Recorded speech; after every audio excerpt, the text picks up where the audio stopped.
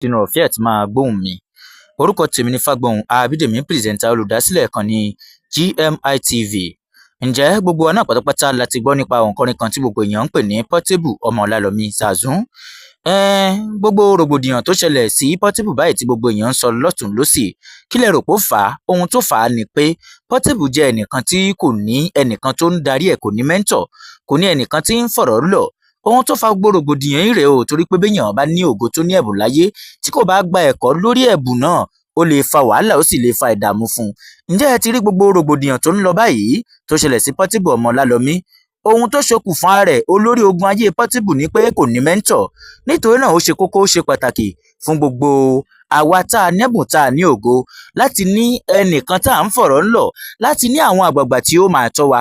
Ọ̀tọ̀ ni pé kéèyàn má ní, ọ̀tọ̀ sì ni pé kéèyàn ní, kéèyàn má máa gbọ́ràn sí mẹ́ńtọ̀ lẹ́nu. Kò sí bó o bá ṣe ní owó tó, bó o bá ṣe jọ̀gá tó o bá ti ní mẹ́ńtọ̀, ewu ńlá ni. Nítorí náà mo bẹ̀ wá, gbogbo ẹ̀yin tẹ́nu rọ̀ fí àti máa gbóhùn mi lálẹ́ tòní, ẹ jẹ́ á ṣe kí ni?